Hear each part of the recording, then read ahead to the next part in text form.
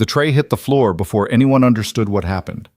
One moment, Colonel Marcus Hale, decorated combat veteran, 31 years of service, a man who had stared down enemy fire in 3 different countries, was standing in the middle of Fort Calloway's cafeteria holding a cup of black coffee.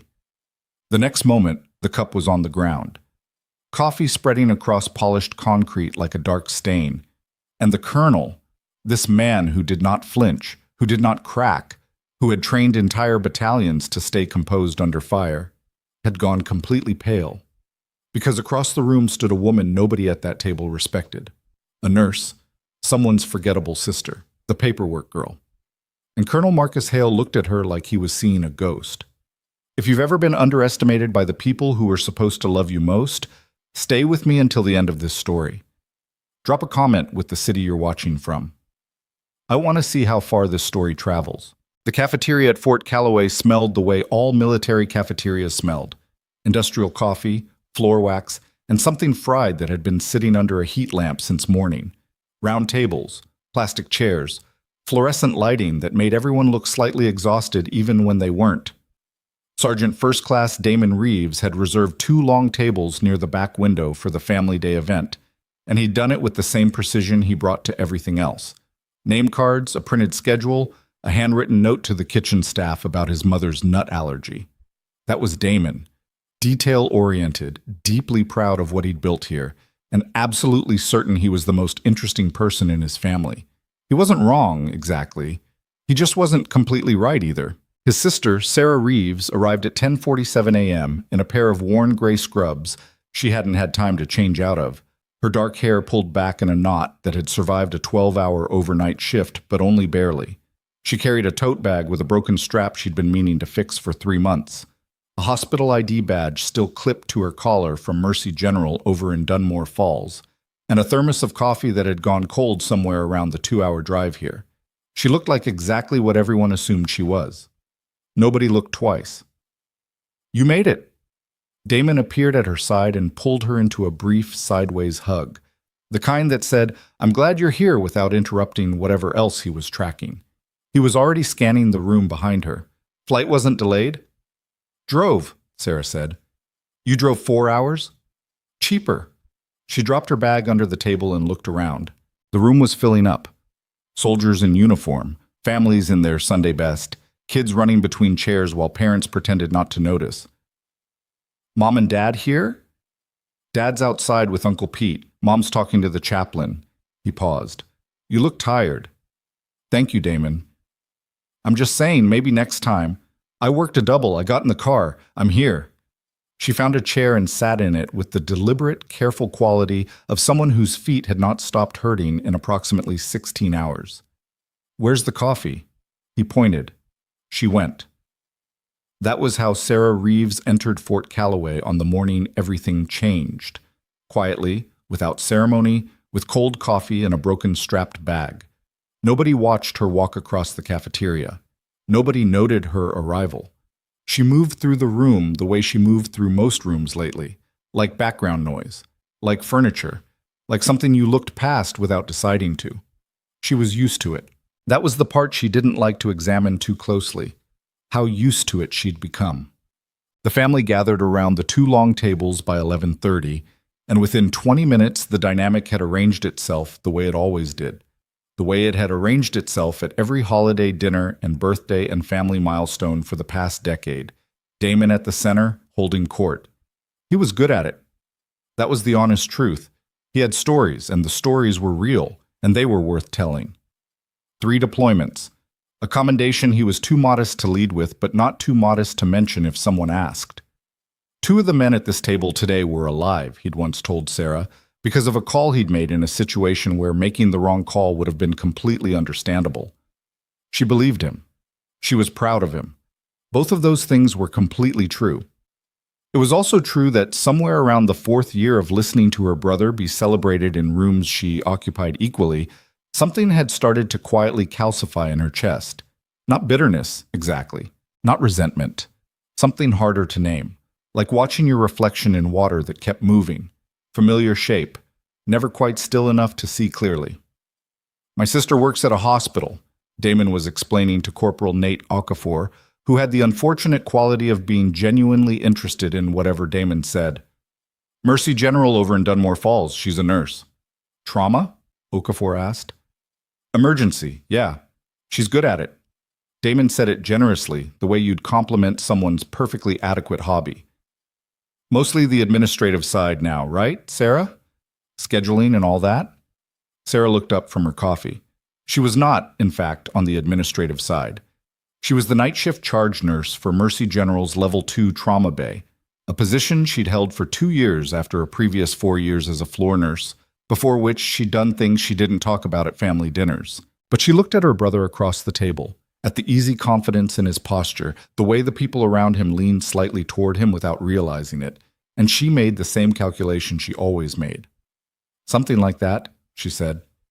Damon moved on. The conversation moved on. Sarah's mother, Patricia, patted her hand from across the table in a way that was probably meant to be comforting and landed somewhere adjacent to pity. Her father, Robert, was telling Uncle Pete a story about Damon's second deployment that he'd told before, but Pete was laughing like it was new, so... Sarah drank her coffee. It was still lukewarm. Progress. She had gotten up to refill her cup. The good coffee was at a station near the far wall where a young specialist was managing the urn with the kind of focused intensity that suggested he'd been told this was his one job today and he was going to do it correctly, when she heard the door at the other end of the cafeteria open. She didn't look up right away. There was no reason to. But the room shifted. Not loudly, just a subtle recalibration of energy, the way a space rearranges itself when someone with significant rank walks into it. Conversations didn't stop, but they modulated. Postures adjusted.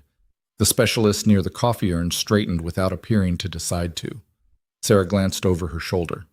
Colonel Marcus Hale was 53 years old, built like someone who had been athletic in his 30s and had maintained enough of it to be formidable in his 50s. Silver at the temples. A jaw that had clearly never negotiated with anything in its life. He walked with the economy of movement that came from spending decades in environments where wasted motion had consequences. 2 aides flanked him at a respectful distance, and behind them, Fort Calloway's base public affairs officer was already managing the optics of his presence at the Family Day event with practiced invisibility. Sarah turned back to the coffee urn. "Good morning, ma'am," the specialist said, filling her cup. "Thank you," she said. She started back toward her table. The colonel and his party were moving along the far wall, making their way through the room. A few words here, a handshake there, the choreography of senior leadership performing accessibility. Standard. She wasn't looking at him. She had no reason to look at him. She almost made it back to her seat. Samt. What happened next took approximately 4 seconds, and Sarah would spend a long time afterward trying to reconstruct it precisely, because the sequence mattered. First, Colonel Hale stopped walking. Second, his aide, who had not been paying attention to the trajectory of the colonel's gaze, walked 2 steps past him before realizing. Third, the coffee cup in the colonel's hand tilted. The aide caught it before it hit the floor, but the motion, the sudden stop, the tilting cup, the aide lunging, drew attention. People looked, and when people looked at the colonel, they followed the direction of his gaze, trying to understand what had stopped him. He was looking at Sarah Reeves. She had not noticed yet. She was still walking back toward her table, thermos in one hand, the broken strap of her bag adjusted over one shoulder, the Mercy General ID badge still clipped to her collar because she always forgot to take it off until she was already somewhere else. Then she felt it. The way you feel when enough people are looking in your direction. Some animal awareness that the room has changed. She looked up. And Colonel Marcus Hale, 31 years of service, 3 campaigns, a man who Damon had once described to their father as the kind of officer you don't want to disappoint even in your own head, was staring at her like she had walked out of a wall. For 1 long second, neither of them moved. Then his aide touched his arm, and the colonel blinked, and whatever had happened in that 4-second window was over. Except it wasn't. Sarah could feel it. Something had just cracked open in the air of this room, and she didn't know what it was yet, but she knew it wasn't finished. She sat back down. Across the table, Damon was still talking. The colonel's group moved toward the other side of the cafeteria, and Sarah watched from her peripheral vision as the public affairs officer redirected them toward the senior staff tables. Good. Distance. That was fine. She picked up her coffee and held it in both hands, which was something she did when she needed to keep her hands from doing anything else, which was something she'd started doing years ago, in circumstances that bore no resemblance to this cafeteria on this particular morning. "You okay?" her mother asked. "Fine," Sarah said. "Tired." "You work too hard." "I worked the right amount." Patricia Reeves looked at her daughter with the particular expression she'd worn since Sarah was approximately 14 years old, a blend of love and bewilderment, like she was proud of something she didn't entirely understand. "I just wish you'd take better care of yourself. Damon always says—" "Mom," Sarah said it gently. "I'm fine." Across the table, Damon was now explaining to Okafor and two other soldiers the time he'd improvised a defensive position during a training exercise in a way that had apparently become something of a legend in the unit. He was a good storyteller, she'd give him that. He had the rhythm of it, the pause before the punchline, the self-deprecating aside that made people laugh before the impressive part landed so it didn't feel like bragging. She watched him for a moment. She loved her brother. That was real. The love and the exhaustion existed in the same place inside her without canceling each other out, which was something it had taken her years to understand was possible. Her phone buzzed. She looked down. A text from Mercy General. The night charge nurse for the upcoming shift was running a fever and would not be coming in. Sarah closed her eyes for one full second. Then she opened them and typed back, "I'll be available by phone. Keep me posted on census." She was 4 hours away. She couldn't do anything from here. But she kept the phone face up on the table, which was the closest thing she had to a security blanket. "Problem?" her father asked. "Work thing." "It's handled." Robert Reeves nodded. He was a quiet man, her father. The kind of quiet that read as either wisdom or avoidance depending on the day. He'd spent most of Sarah's childhood being the backdrop to her mother's more visible worry and her brother's more visible achievement. He watched things without commenting on them. She'd always thought, in some unreachable part of herself, that her father saw her more clearly than anyone else in the family did. He just never said so, which was its own kind of failing. She had almost convinced herself that the incident with the colonel was nothing, a case of mistaken identity, an odd moment that meant nothing. When Damon, with the impeccable timing of someone who never intended to be cruel but sometimes was anyway, leaned across the table and decided to make her part of the story. "Hey, so speaking of military stuff," he was saying to Okafor with the casual setup of a man who knows he's about to land something good. "You want to know what's funny? My sister here spent about 2 years thinking about enlisting back in the day." He grinned at Sarah. "Remember that? You almost signed up. Then you went nursing school instead. The safe route." The phrase safe route hung in the air. Okafor looked at Sarah with polite interest. "Good thing too," Damon continued, not unkindly. That was the thing about Damon. He was never unkind, just careless in a way that cost the same. "She's not exactly," he made a vague gesture, "built for it. You know, she's great at what she does, but combat medicine, tactical evac, all that, that's a different animal." "Sure," Okafor said, though something in his tone had gone slightly careful. Sarah was quiet. She looked at her coffee. She thought about her phone face up on the table. She thought about a stretch of mountainous terrain in a country she hadn't spoken about in years, and a radio frequency she still remembered by muscle memory, and a call sign that had meant something once in a way that Paperwork Girl did not and never would. "She handles her trauma bay really well, though," Damon was saying. "Yeah," Sarah said. "I do." Something in her voice made him pause. Not much, just half a beat. Then he smiled and moved on. She picked up her phone and sent a second text to Mercy General. "Update me every hour, Smackdown." She was at the coffee station for the third time. She needed to stop. She knew she needed to stop. But it was either caffeine or the specific type of restless misery that had nowhere to go. When a voice behind her said, "Excuse me," she turned. Colonel Marcus Hale was standing 3 feet away. Up close, he was bigger than he'd looked across the room. His aides were hanging back, giving him deliberate space, which meant this wasn't accidental. He'd come over here on purpose. Sarah waited. "I apologize for staring earlier," he said. I didn't mean to make you uncomfortable." "You didn't," she said, which was almost true. He nodded slowly. He was studying her face the way someone studies a word they're not sure they're reading correctly. Methodical, careful, trying to be sure before they commit. Then he said, quietly enough that only she could hear, "Are you SFC Reeves's sister?" "Yes." Another pause. "I thought so." He said it in a voice that had several different things in it at once, none of which she could quite separate. "He talks about his family. I didn't connect." He stopped, seemed to reorganize. "What did you say your name was?" "I didn't," she said. "Sarah." "Sarah Reeves." "That's right." He looked at her for one more moment, a long one. "I'd like to, he started, then stopped. "Would you be willing to join us at the senior staff table for a while?" "I know that might seem strange. You don't have to." She studied him back now. "Why?" she asked. It was the kind of question that a lot of people would have softened or deflected. The colonel didn't. "Because I think I owe you something," he said, "and I'd rather say it correctly than quickly." Sarah was quiet for a moment. The cafeteria hummed around them.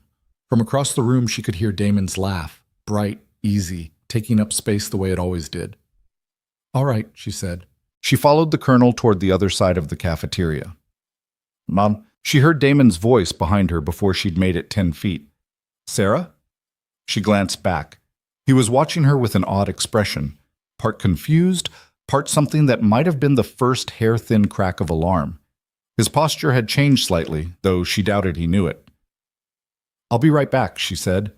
She wouldn't be, but that was later. The senior staff table was quieter than the family section. Not silent, but with the texture of conversations that were managing more weight.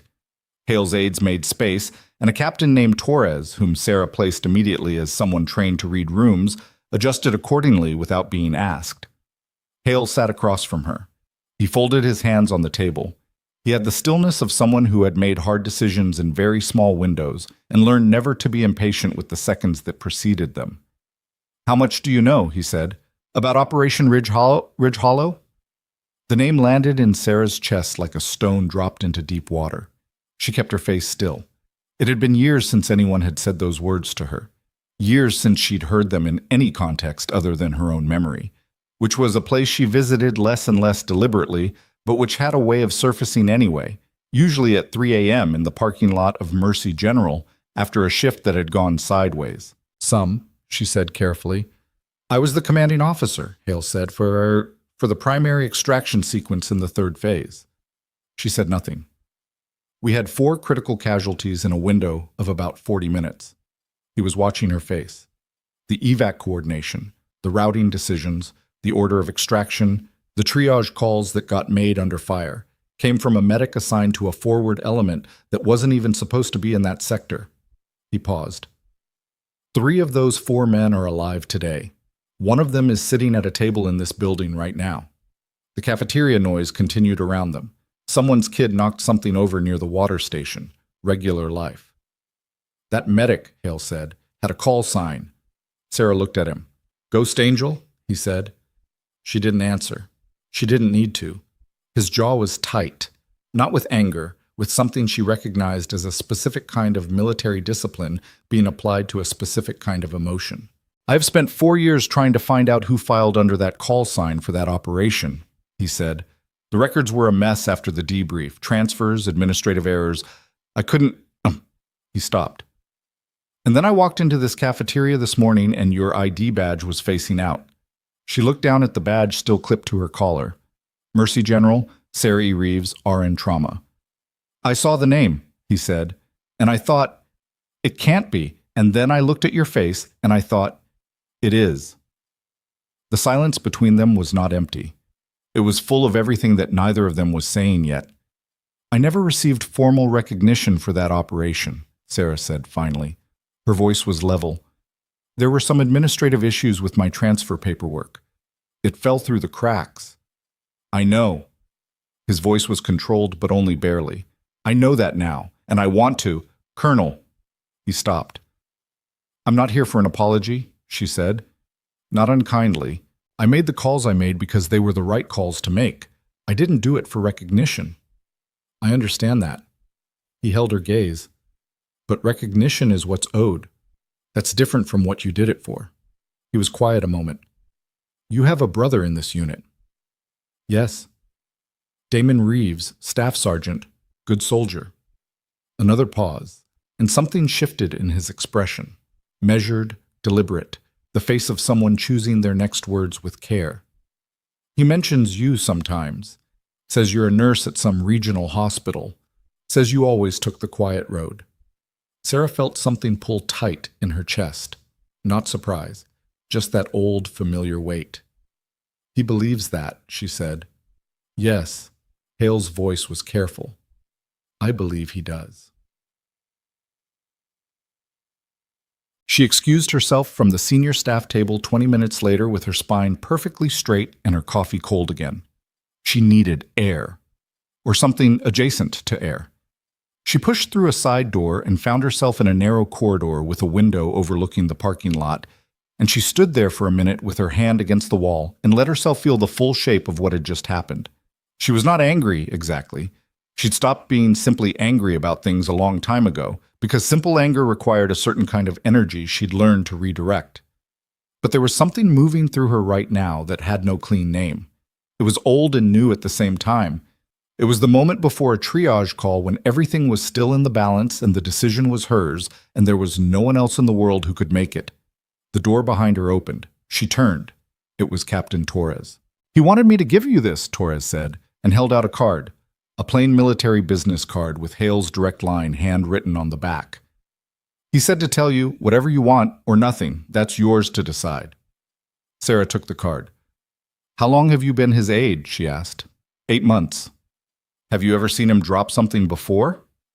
Torres looked at her evenly. No, ma'am, he said. I have not.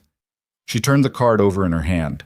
The handwriting on the back was precise and slightly old-fashioned. Someone who had learned to write with deliberate care in an era before everything was typed.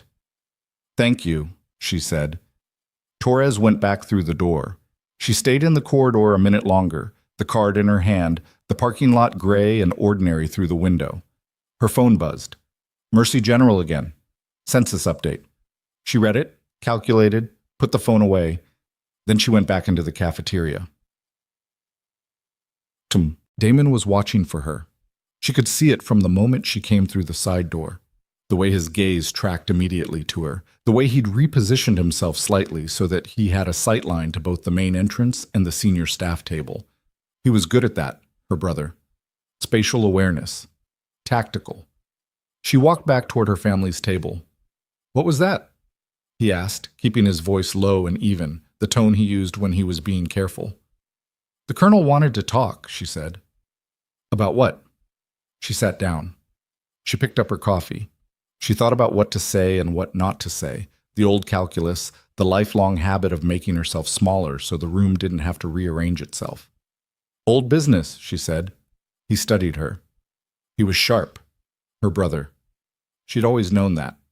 Whatever else she thought about him, he was not stupid. She could see him processing, cross-referencing, running whatever he had against whatever this new data was. You know Colonel Hale? He asked. We've met, she said. The answer was technically accurate. The answer also contained approximately the same amount of information as the ocean is wet. Damon opened his mouth to push further, and that was the moment. Precisely that moment, with the conversation balanced at that particular tipping point, that Colonel Marcus Hale stood up from the senior staff table on the other side of the cafeteria and said, in a voice trained to carry without needing to be loud, if I could have the room's attention for just a moment. The cafeteria went quiet the way rooms go quiet when the person asking for attention is someone whose attention you don't ignore. Conversations folded, chairs turned, even the kid near the water station stopped moving. Damon turned. Sarah went very still, and Colonel Marcus Hale looked across the cafeteria, past the family tables, past the round of uniformed soldiers and their civilian relatives, past the plastic chairs and the heat lamp food and the fluorescent lights, and found Sarah Reeves with his eyes and said, "I'd like to take a moment to acknowledge someone in this room who I should have acknowledged a long time ago." The silence sharpened. Damon's head turned slowly back toward his sister. Sarah did not move. "During Operation Ridge Hollow," Hale said, and his voice was completely steady, completely controlled, carrying every word to every corner of the room without effort. "The evacuation decisions that kept 4 critically wounded soldiers alive were made by a combat medic operating in conditions that would have ended most careers before they started. Those decisions were made correctly. They were made fast. And they were made by someone who received no formal recognition because of administrative failures that were not her fault." He paused. The room had gone so quiet that Sarah could hear the hum of the overhead lights. "That medic is in this room today," Hale said, "and she's been sitting here for the last 2 hours while people who love her explain to each other that she works on the administrative side of a regional hospital." He was looking at her. The entire room was now looking at where the colonel was looking, which was at Sarah Reeves. Damon made a sound beside her. She couldn't name what kind. "Ghost Angel," Hale said.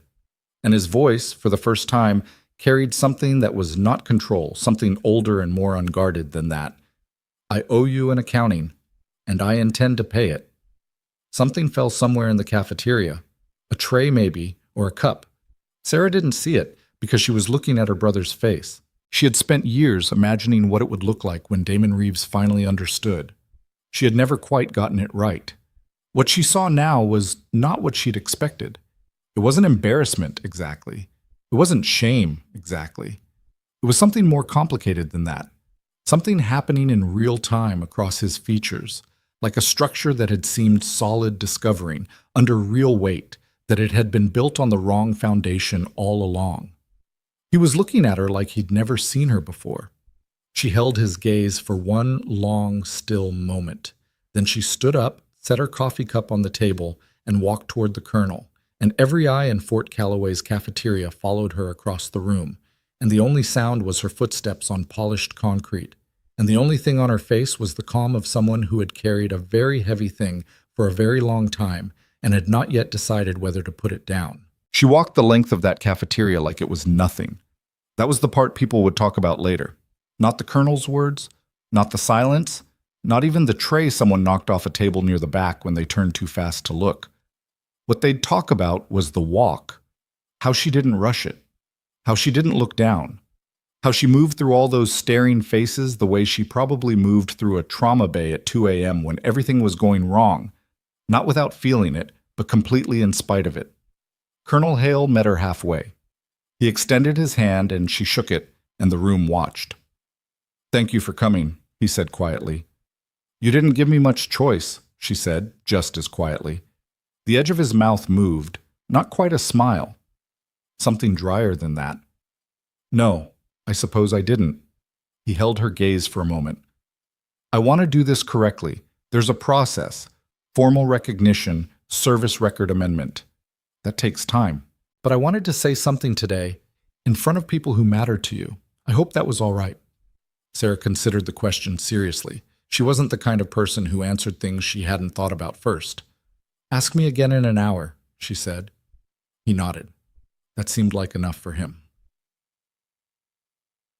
She didn't go back to the family table right away. She stopped at the coffee station again. The specialist had been watching the whole thing and handed her a fresh cup without being asked, which she appreciated more than she could have articulated. And she stood with her back to the room for about 30 seconds. Just 30. She counted them.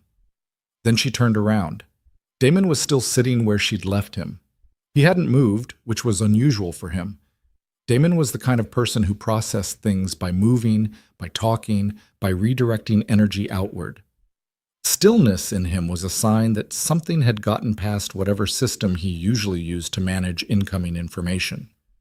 Their mother was talking to him, leaning in, and he was nodding without hearing her. Their father was watching Damon the way he usually watched Sarah, quietly, from a slight remove, like he was reading something he wasn't sure he understood. Sarah made her way back. She sat down. Damon looked at her. For a moment, neither of them spoke, and the space between them had a texture to it, dense and complicated, like the air before weather. "Ridge Hollow," he said finally. "Yes." "That was—" He stopped. "That was a major operation. That was on the news.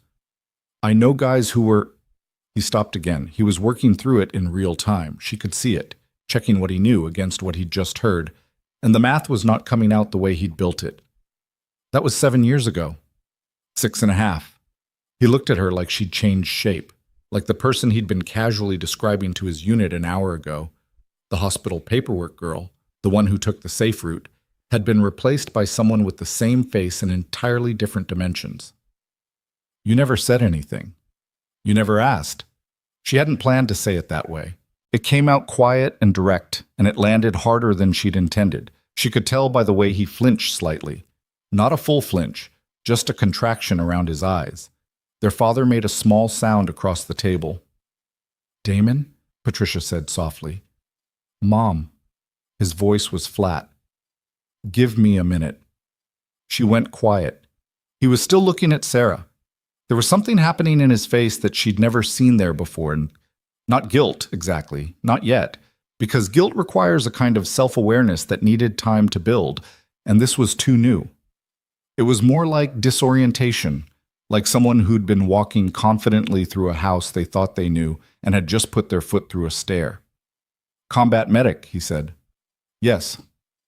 "Forward element, Ridge Hollow, 3rd phase. Attached to Bravo Company, but operating about 2 clicks outside our designated sector when the casualties came in."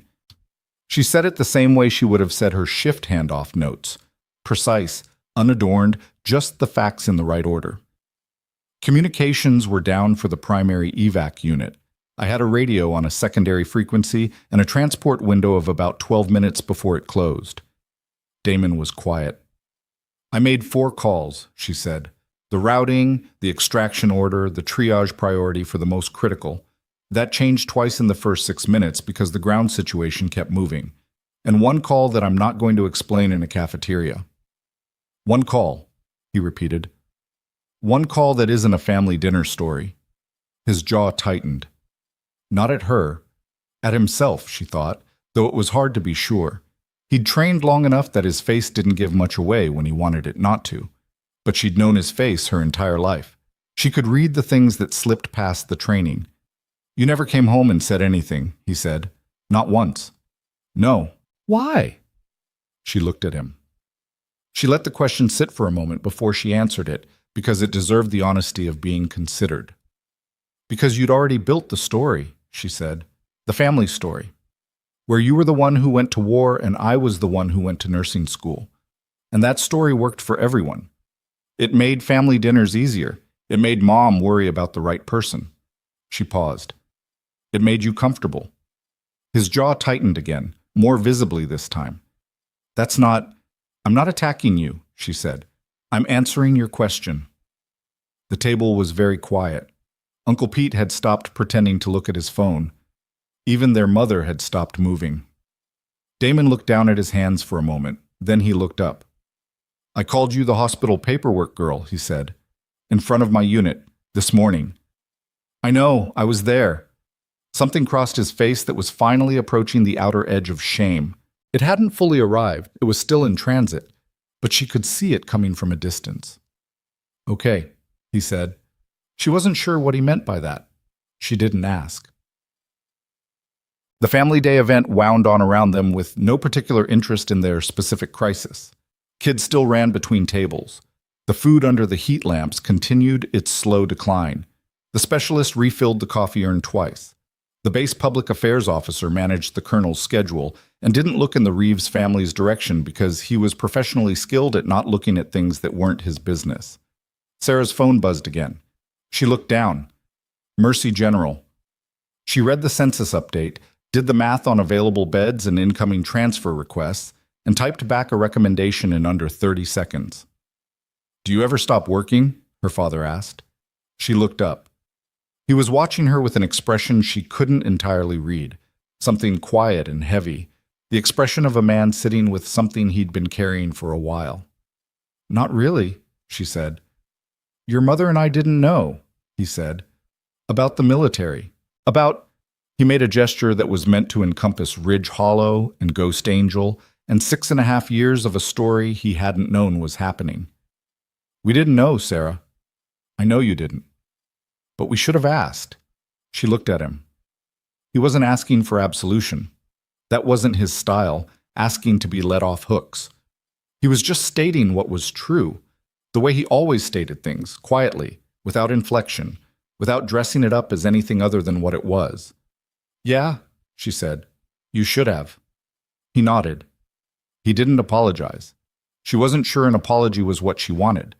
She wasn't sure she'd figured out what she wanted from any of them yet, because the morning had moved faster than her ability to decide.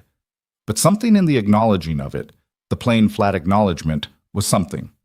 Across the table, Damon was very quiet. The next hour had an awkward, tilted quality. The way things feel when something significant has happened in a group and nobody's sure yet what the appropriate behavior is.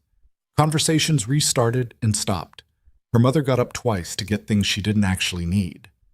Uncle Pete, to his credit, asked Sarah a direct question about what trauma nursing actually looked like on a busy night, and she answered him honestly and in detail, and he listened the way someone listens when they're genuinely recalibrating. Captain Torres appeared at her elbow at one point, quiet, professional, and let her know that Colonel Hale had asked whether she'd be available to meet with him and 2 other senior officers later in the afternoon, when the Family Day event wound down. Informally, Torres emphasized, but the implications of it were not informal, and they both knew it. Tell him I'll be there, she said. Torres nodded and disappeared. Damon, who had been close enough to hear, said nothing. The afternoon shifted slowly toward the early hour of the afternoon, when everything at an event like this has peaked and people start checking the time. Families began making departure noises, kids getting restless, drives to account for, the practical arithmetic of getting everyone home. The cafeteria thinned out. Sarah's family started the process of gathering coats and bags, the small rituals of leaving. Her mother hugged her for a long time without saying anything, which was sometimes the best thing Patricia Reeves could do, and she knew it. Uncle Pete shook Sarah's hand, which she hadn't expected, and said, "Good for you, kid," which was short enough to be genuine. Her father held her gaze for a moment before he put on his coat. "I should have said things sooner," he said. "I don't mean today. I mean..." He paused. "A long time ago." "Okay," she said. "I'm going to try to do better with that." She believed him, partially. He was 71 years old and set in the channels his life had worn. But partial was more than 0, and she'd learned to work with what was actually there rather than what should have been. "Okay, Dad," she said again. He nodded and went out. Shab. Damon was last. He'd helped stack the chairs nearest their table, an automatic impulse, the kind of thing soldiers did in shared spaces without being asked. Then he stood there with his jacket over one arm, and they were more or less alone in their section of the cafeteria, and the noise level had dropped enough that she could hear the ventilation system doing its job above them. He looked at her for a long moment. "I want to say the right thing," he said, "and I'm not sure I know what it is." "You don't have to say anything today," she said. "I think I do." He put his jacket on slowly, like he was buying himself time. "I've been..." He stopped. Restarted. "I tell stories about myself. That's what I do. You know that." "I know." "And somewhere in telling those stories, I kind of..." Another stop.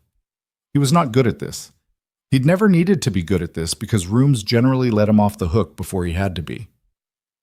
"I made you the version of you that fit the story. And that's not..." He pressed his mouth together. "That wasn't fair." Sarah considered that. "No," she said. "It wasn't." "I'm sorry." He said it the way soldiers say things they mean, without extra weight, without performance, just the words in the right order. It was better than a speech would have been. A speech she would have trusted less. She looked at her brother. She had loved him for 31 years. She had been reduced by him, more or less accidentally, for most of that time. Both of those things were real. They coexisted in her chest like 2 different frequencies playing at once. You could hear each one distinctly if you paid attention. "I know you are," she said, which was not the same as "I forgive you." He heard the difference. Yeah, he said. I know. He left. She sat back down in the chair and held her cold coffee in both hands and looked at the empty table for a while. The specialist was breaking down the coffee station, folding up the tablecloth with the careful precision of someone whose one job today had been the urn and who had done that job correctly. She felt a strange, tired affection for him that she couldn't explain. Outside the windows, the parking lot was clearing out, regular Friday afternoon, people going home to regular Friday evenings. She had a meeting with Colonel Marcus Hale and 2 senior officers in approximately 2 hours. She needed to figure out what she wanted from it. She hadn't thought about Ridge Hollow deliberately in over a year. That wasn't the same as not thinking about it. There were a lot of things she didn't let herself approach head-on that had a way of showing up anyway, in the specific quality of attention she brought to a triage call, in the particular patience she had with chaotic situations that confused newer nurses, in the fact that she trusted her own read on a situation in a way that people around her sometimes found unsettling. You didn't get those things from nursing school. You got them from having made calls in conditions where being wrong had a weight to it that nothing in a hospital ever quite matched. She thought about the 4 men now, the 3 who'd lived. She'd never had their names. That was how those things worked, or didn't work.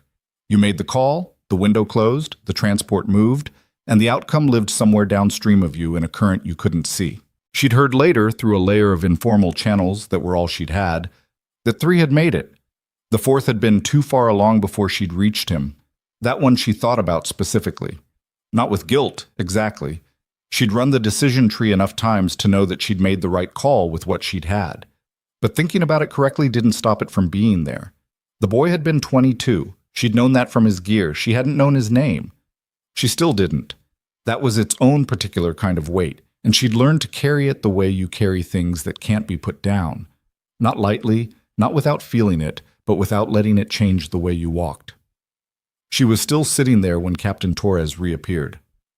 "Ma'am, the colonel's ready when you are." She stood up. She tucked the thermos under her arm. She straightened the ID badge on her collar. "Lead the way," she said. The room Colonel Hale used for the meeting was a conference room off the main administrative wing. Not his office, she noted, which meant he was making a point about the tone of this. Not a formal debrief. The table was rectangular and functional, the chairs the kind that didn't ask anything of you, the window looking out onto a stretch of base green that had gone the particular color of late October grass, brown at the edges and tired. 2 officers were already seated. She recognized the rank insignia without needing introductions. A lieutenant colonel and a major, both wearing the specific expression of people who'd been given a task and were taking it seriously. Hale gestured to the chair across from him. She sat. "I'm going to be direct," he said. "Good," she said. "Your service record from the Ridge Hollow operation was misfiled during a records transition the following year. The call sign attached to the evac coordination was logged under a temporary designation that didn't get properly associated with your name before the records closed." He paused. "That failure is ours, not yours." "I know," she said. "The formal process for amending a service record and attaching appropriate recognition takes time.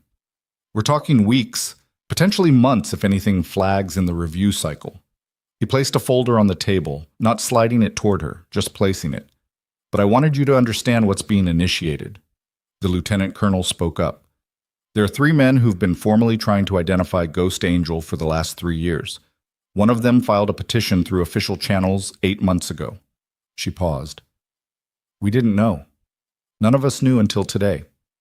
Sarah looked at the folder. "Calm." "Can I ask?" she started, and then stopped, because the question that had been living in the back of her chest for 6 years was suddenly very close to the surface, and she wasn't sure she could ask it cleanly. "The 4th casualty," Hale said quietly. "His name was Specialist Aaron Greer." She went still. "He died on the transport," Hale said. "Not in the field. The triage decision you made, placing him second in extraction order rather than first, was reviewed 3 times in the post-operation debrief. Every review reached the same conclusion. Your decision was correct. The first casualty you prioritized had a survivable window of less than 8 minutes. Greer's window, while critical, allowed 2 additional minutes. You read it correctly. She absorbed that. He was 22, she said. Yes. I didn't know his name. I know you didn't. Hale's voice had changed slightly, still controlled, but something in it was closer to the surface now. He was from Billings, Montana. He had a younger sister. He wanted to study architecture when he got out. He paused. His mother wrote to the base 3 times, asking who made the call that gave him those additional hours. The field report noted an unidentified evac coordinator. She wanted to send a letter. Sarah looked at the table. If you're willing, Hale said, we can facilitate that connection. She was quiet for a long time. Yes, she said, I'm willing. He nodded. The major wrote something down. The room was very still. Then Sarah's phone buzzed. She looked down out of reflex, the muscle memory of a charge nurse on call, and saw the notification from Mercy General. But it wasn't a census update. It was from the nursing supervisor, a woman named Dana Polk, who was not generally prone to dramatic communication. The text said, call me when you can. Something's come up, Bree. The Hartwell situation. It's not good. Sarah looked at it for 1 second. Then she turned the phone face down on the table. I'm sorry, she said. I need to make a call. Hale nodded immediately. Take whatever you need. She stepped out into the hallway. She found a quiet stretch of wall near the water fountain and called Dana, and Dana picked up before it finished the first ring, which told her something before Dana said a word. What happened? Sarah said. The Hartwell complaint. Dana's voice had the specific flatness of someone delivering news they'd rather not deliver. The one from last month. The family who filed against you after their father's outcome. I remember. Sarah pressed the back of her head against the wall. The Hartwell case had been a 58-year-old cardiac arrest in the Bay by the time she'd gotten there with damage that had already crossed the line of what intervention could reach. She'd made the call to shift to palliative direction. The family had not agreed with that call. They escalated, Dana said. Full formal complaint. They're asking for a review board. They've been asking for a review board since November. They got one. It's been approved. Review is scheduled for 2 weeks from Monday. Sarah closed her eyes. 2 weeks. And there's something else. Dana's voice dropped slightly. One of the board members, I'm not supposed to know this, but someone told me this morning, is Dr. Marcus Pollard. The name hit her like something physical. Marcus Pollard had been the attending on duty the night of the Hartwell case. He had not agreed with Sarah's triage assessment in the room. He had been overruled because Sarah was the charge nurse and the call was hers to make. The disagreement had been documented. It had been civil, professionally speaking. And Marcus Pollard had been carrying it in the specific quiet way of someone who intended to use it eventually. Is it confirmed? Sarah asked. Not officially, but the source is solid. She opened her eyes. The hallway, the water fountain, the bland, functional, fluorescent light of a building built for utility rather than comfort. Okay, she said. Sarah, I said okay. She straightened off the wall. I'll call you tonight when I'm back on the road. Keep me updated on anything that comes in before then. She ended the call.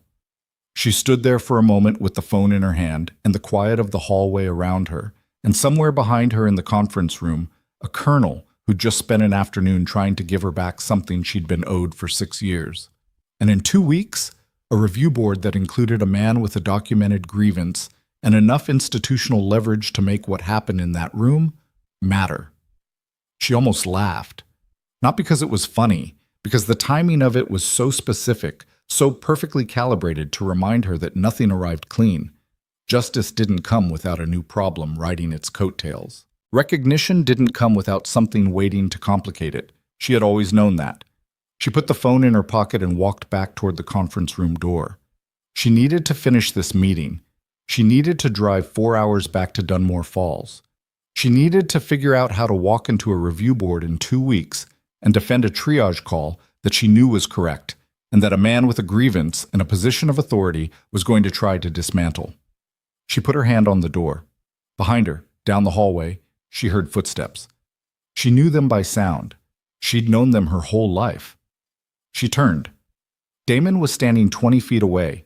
He shouldn't have been in this wing. It wasn't a family day area. He'd come looking for her specifically, which meant he'd either asked someone or figured it out, and she wasn't sure which was more surprising. He stopped when she looked at him. "I talked to Torres," he said. "He told me what you're doing in there, the formal record correction." He paused. "I thought—" He stopped. "I wanted to say something else. Before you go back in." She waited. He walked toward her slowly. He had the look of a person managing something difficult in real time, not very successfully, but not giving up on it either. "Those guys at that table this morning," he said, "Okafor and the others. I've told them about my family, about you, probably 100 times over the last 2 years." He stopped in front of her. "And not once did I tell them the truth about you, because I didn't know it." He pressed his mouth together, "But I think part of me knew there was more than I was saying. I think I made a choice somewhere, not to ask." The hallway was quiet. "Because if I asked," he continued, "then you weren't just the quiet one. And if you weren't just the quiet one, then I had to think about what that meant for every story I'd been telling." She looked at her brother. She looked at his face, which was carrying something heavier than it was built to carry gracefully, and she felt the complicated, exhausting love of someone who has been hurt by a person they cannot stop loving. "Yeah," she said. "I know. I want to fix it." "You can't fix it in a hallway, Damon." "I know that too." He exhaled. "I know." She studied him for one more moment. Then she put her hand back on the door handle. "Go home," she said. "Come see me in Dunmore Falls in a few weeks. Bring something that's not a story about yourself, and we'll eat dinner and we'll figure out what this is supposed to look like going forward." He nodded slowly. "Okay. And Damon," he looked at her. "When you see Okafor on Monday," she said, "tell him the truth, all of it. Don't make it a good story. Just tell him what actually happened." Something moved through his face. "Yeah," he said. "Okay." She went back into the conference room. The meeting continued for another 40 minutes. Hale laid out the timeline for the record amendment, the formal recognition process, and the contact protocol for Aaron Greer's mother. The major went through the documentation requirements. The lieutenant colonel asked her 3 operational questions about Ridge Hollow that she answered precisely and without embellishment, and she saw both officers making notes with the careful attention of people who understood that they were filling in blanks that should never have existed. By the time she walked out of Fort Calloway at 5:22 p.m., the sky had gone the dark gray of late October, and the parking lot was almost empty, and her car was exactly where she'd left it, old, reliable, the back seat still carrying a folded trauma protocol binder from a training she'd attended in September, and a spare pair of scrubs she kept there the same way some people kept spare tires. She put her bag in the passenger seat. She sat for a moment before starting the engine. The review board was in 2 weeks. Marcus Pollard, who had watched her override his recommendation in the Hartwell Bay and documented every second of it, was going to be in that room. She started the car. She pulled out of Fort Calloway's parking lot in the dark, and the gate attendant waved her through, and the base disappeared in her rearview mirror. She drove. About 40 minutes out, her phone buzzed in the cup holder. She glanced at it at a stoplight, a text from an unknown number, a Montana area code. "This is Janet Greer. I was told today that they may have found the person who was with my son in the field. I don't want to assume, but if it's you, I just wanted to say thank you. I've wanted to say it for 6 years. I hope this reaches the right person." The light turned green. Sarah sat there. The car behind her waited exactly 1 second before honking. Politely, just a tap. And she pressed the accelerator and moved through the intersection and drove. And the phone sat in the cup holder with the screen still lit, and she didn't trust herself to read it again until she could do it somewhere stopped. She took the next exit ramp and pulled into the parking lot of a gas station with 2 working lights and a third that was flickering, and she put the car in park and picked up the phone. She read it again. She sat with it. Then she typed back, "This is the right person. I'm sorry it took so long." She hit send. She put the phone down. She pressed both hands flat on her thighs, which was something she did when she needed to feel solid, grounded, when the world had gone strange around her in a way she hadn't prepared for. The flickering light outside stuttered twice and went out entirely. Her phone buzzed again. Not a text this time. A call. Same Montana number. She looked at it for 3 full rings. Then she picked up. "Hello," she said. A pause. Then a woman's voice. Not old, not young, somewhere in the middle, with the particular steadiness of someone who had been practicing for this call for a long time and was now in it and managing. "Is this really you?" Janet Greer said. "Yes." Another pause, shorter this time. "I've been trying to find out who was with him," Janet said, "for 6 years. They kept telling me the records were incomplete, that they were working on it. I stopped believing that about year 3. Her voice didn't waver, but there was something beneath the steadiness, a vibration, like a structure under load. "A colonel called me today. Hale. He said they'd found the medic. He said she'd been right there the whole time, just misfiled, like a piece of paper." "I know," Sarah said. "I'm sorry. You don't need to apologize for the paperwork." "I know. I'm apologizing for something else." Janet was quiet. "I thought about him," Sarah said. "I want you to know that. I didn't have his name, but I thought about him. I made the best call I could with what I had in that window, and it was the right call medically, and I have gone over it enough times to be certain of that, and it still—" She stopped, restarted. "It still didn't save him. And I'm sorry for that." The gas station light outside flickered once and held. "Colonel Hale told me about the review," Janet said. "The triage decision, he had someone explain it to me, what the decision tree was, what the windows were." A breath. "I'm not a medical person. I had to ask a lot of questions, but I understood it by the end." Another breath. "Aaron bought time because of you. They told me that. He had more time than he would have had." Sarah didn't say anything. "That matters to me," Janet said. "I need you to know it matters." "Okay," Sarah said. She said it quietly and meant it completely. They talked for 11 more minutes. Not about the military, not about the paperwork, not about Colonel Hale, or formal recognition or any of the machinery that had generated this call. They talked about Aaron. Janet talked, mostly. And Sarah listened the way she'd learned to listen in emergency rooms, with her full attention and without trying to fix anything. Because some things don't need fixing, they need witness. Aaron had been terrible at cooking, but enthusiastic about it. He'd built a bookshelf for his mother's living room that was slightly crooked and remained the most used piece of furniture in the house. He'd been trying to learn Spanish from an app in the months before deployment and had plateaued at the level of knowing how to order food. He would have figured it out eventually, Janet said. He was stubborn like that. "That's a good quality for an architect," Sarah said. Janet made a sound that was almost a laugh. "Yeah, it is." A pause. "Will you— I'd like to write you a letter. An actual letter, not a text. Is that all right?" "That's more than all right." She gave Janet her address. Then they said goodbye, and she sat in the parking lot for a while after, with the engine off and the October cold beginning to find the edges of the car windows, and she let herself feel the full weight of that conversation without moving away from it.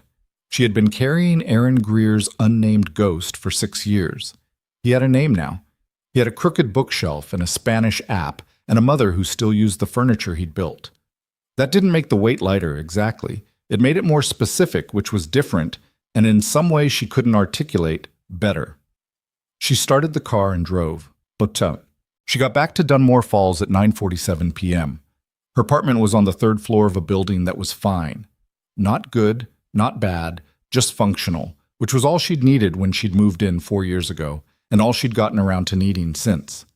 She made toast because she hadn't eaten since the heat lamp food at Fort Calloway, ate it standing at the kitchen counter, and was in bed by 10:30. She didn't sleep well. She hadn't expected to. By 6 a.m., she was at Mercy General, which was 40 minutes earlier than her shift required, because she needed to pull the Hartwell case documentation before the review board timeline started moving, and she needed to do it while the file room was quiet. Dana Polk was already there. Dana was always already there, which was either admirable or a sign of a problem depending on who you asked. And she looked at Sarah with the specific expression of someone who had information they hadn't yet determined how to deliver. "Tell me," Sarah said, putting her bag down. "Pollard was in early too," Dana said. "I didn't see him, but the attending floor supervisor said he was here around 5:30, in the records room." Sarah looked at her. "He doesn't have case access privileges for Hartwell," Dana said. "Technically. He was the attending on duty, so there's a gray area, but the file is yours as charge nurse. If he was reviewing it, he's building his position, Sarah said. That's what I think too. She went to the records room herself.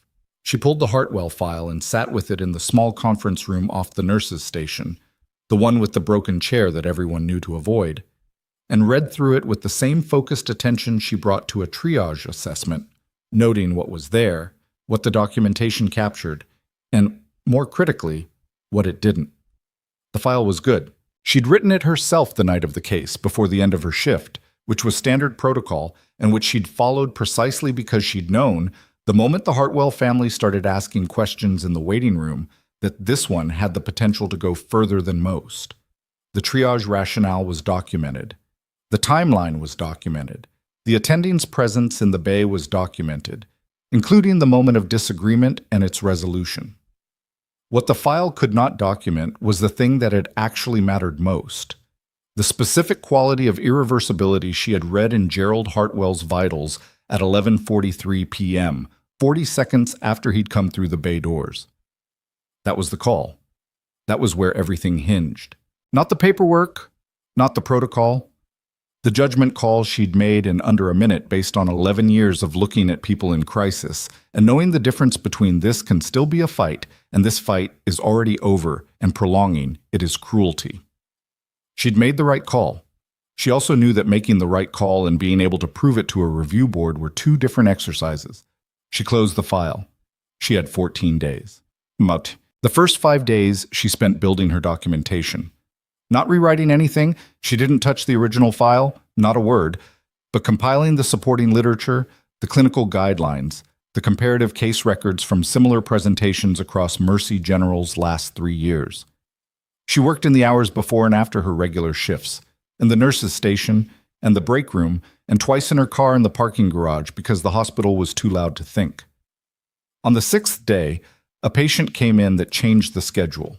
His name was Kevin Marsh, 44, brought in by ambulance at 2:17 a.m. on a Tuesday with a penetrating abdominal injury from a workplace accident, a piece of equipment at a manufacturing plant, not large but deep, and in a location that was discussing very serious business with a cluster of critical structures. The on-call surgical resident who caught the intake looked at the vitals, looked at the wound, and made a call that was reasonable and wrong. He ordered imaging before surgical consult. Sarah was charge nurse. She looked at Kevin Marsh for approximately 8 seconds. "Cancel the imaging," she said. "Get surgery on the phone right now. Tell them penetrating abdominal, hypotensive, and I need someone in this bay in under 4 minutes." The resident turned to her. He was 29, competent within his experience, and his experience did not yet include having been consistently right in situations like this one. "The protocol for imaging. The protocol assumes a stable patient," she said. "He is not stable. He will be in irreversible shock in approximately 6 minutes if we wait for a scan." She held the resident's gaze for exactly 1 second. "Your call. But I want it on record that I am recommending against imaging right now." He looked at the patient. He looked at the monitors. "Get surgery," he said to the tech behind him. Surgery arrived in 3 minutes and 40 seconds. Kevin Marsh was in the OR 11 minutes after he'd come through the bay doors. The surgical team found a nick in the superior mesenteric artery that had been bleeding slowly for approximately 40 minutes before the ambulance call and would have crossed a survivability threshold within the next 8 to 10. The surgical attending, Dr. Rena Vasquez, found Sarah at the end of her shift. "Good catch," Vasquez said. She was a compact woman with a direct communication style that Sarah had respected for 2 years. "That one was close." "Yeah," Sarah said. Vasquez looked at her for a moment. "You have the Hartwell Review Board coming up. 2 weeks. Pollard's on it." "I know." Vasquez was quiet for a moment, the specific quiet of someone calculating. "I was in the building the night of Hartwell," she said. "Not in the bay. But I saw the intake board. I saw the presentation." She paused.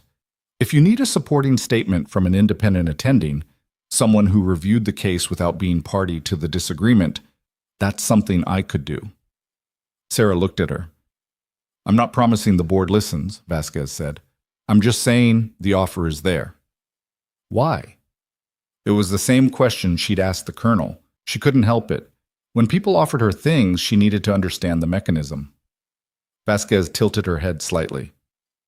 Because I've watched you work for 2 years, and I know what good triage judgment looks like. And I know what it looks like when someone's taking a shot at it for reasons that aren't clinical. A pause. Also, Kevin Marsh is alive tonight, which is directly because you were in that bay, and I find that relevant. Sarah nodded slowly. I'd appreciate the statement, she said. On day 10, Damon called. She was in the break room eating a sandwich she'd been trying to eat for 40 minutes between interruptions. She almost didn't pick up. Then she did. I did it, he said. Did what? Told Okafor, Monday morning, like you said. He paused. He didn't say anything for about 30 seconds. I thought the call had dropped. What did he say after? He said, that's the most important story you've ever told me, and I don't think you told it right either. Another pause. I think he meant I was still making it about me somehow, even telling the truth. He's kind of annoyingly perceptive. Military does that to some people, she said. Yeah. A silence. How's the review board prep? She told him the short version. He listened without interrupting, which was new, and when she finished, he was quiet for a moment. What do you need? He asked. She'd expected an offer to come down, to do something concrete, to insert himself into the solution the way he usually inserted himself into things. The question surprised her. Right now? Nothing, she said. I have what I need. Okay. He paused. I'm going to be in Dunmore Falls the week after the review. Will you let me take you to dinner? Yeah, she said. Okay. She ate the rest of her sandwich. The night before the review board, she went over her documentation one final time at the kitchen table, then closed the folder and left it there and went to bed at a reasonable hour, because she was not going to let anxiety eat her sleep the night before something important. That was a rule she'd made years ago and maintained imperfectly but consistently enough to matter. She lay in the dark and thought about the structure of what was coming. The board would have 5 members. Pollard was one. Vasquez's supporting statement had been submitted through proper channels, which Pollard knew, which meant he knew he was going to have to work harder. The Hartwell family had submitted a written testimony, which was their right and which she'd read. It was genuinely grief-stricken and genuinely angry and not entirely accurate about the timeline, and she felt for them without it changing anything about what she knew was true. Her documentation was solid, her record was clean. Her 11 years at Mercy General had no formal complaints prior to Hartwell. Vasquez's statement was the kind that boards paid attention to. She also knew that boards were made up of people, and people were subject to dynamics that lived outside documentation, and Marcus Pollard had institutional weight that she didn't, and that sometimes the right outcome and the board's outcome were the same thing, and sometimes they weren't. She was prepared for both possibilities. That was the honest truth, and the honest truth was the only thing she knew how to operate from. She slept. The review board convened in the second-floor administrative conference room at 9 a.m. on a Monday. Sarah arrived 7 minutes early, which was neither anxious nor casual. She wore clean clothes that were professional without performing effort. She brought a copy of her documentation, her original case file, and nothing else. The 5 board members were already seated when she came in. She recognized Pollard immediately.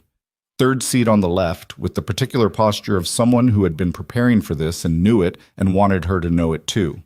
He nodded at her with the professional courtesy of someone who intended to be completely professional throughout the process of doing what he intended to do. She nodded back.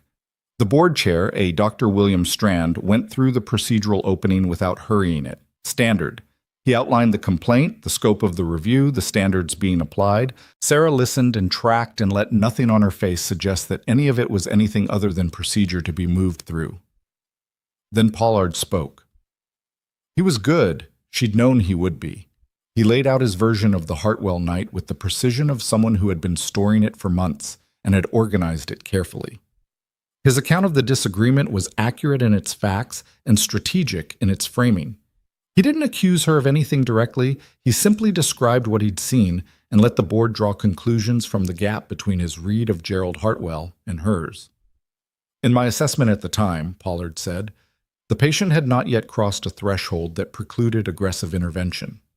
The charge nurse's decision to redirect to palliative care was made in a window where, in my clinical opinion, additional steps remained available. He let that land. Board member 2, a woman Sarah didn't know, looked up from her notes. Was your disagreement documented in real time? It was, Pollard said. The charge nurse's file reflects the exchange, and you deferred to the charge nurse's call. A pause. The charge nurse had operational authority in the bay. Did you escalate your disagreement through proper channels after the fact? Another pause, slightly longer. Not formally. Why not? Pollard's jaw tightened in a way he controlled almost completely. I believed the charge nurse's judgment, while I disagreed with it, was within the range of defensible clinical decision-making. Sarah heard that. She noted it. He had just said, in front of a review board, that he had at the time believed her call was defensible. That was going to be difficult to walk back. Then it was her turn. She presented her documentation clearly and without embellishment. She walked through the vitals, the timeline, the decision rationale, and the literature supporting the clinical picture she'd read. She was direct about the disagreement with Dr. Pollard. She didn't minimize it or litigate it. She simply described it as two clinicians reading the same situation differently under time pressure, and noted that the operational decision had been hers to make. Board member 4 asked her the question she'd known was coming. How confident are you in retrospect that your read was correct? She looked at him. Completely, she said. I have reviewed this case multiple times. I stand by the call. No qualifier, no hedge, just the answer. The room was quiet for a moment. Then Strand moved to the supporting materials phase, and Vasquez's written statement was read into the record, and Sarah watched Pollard's face across the table as Vasquez's clinical analysis of the Hartwell presentation was placed methodically beside his own account, and the gap between the two positions was exposed in the flat, neutral language of medical documentation for a room full of people to read. She watched his face, and she said nothing. The board recessed to deliberate at 11:22 a.m. She was asked to wait in the hallway. She sat in a chair outside the conference room door and looked at the wall opposite and breathed evenly. The hallway had a window at the far end.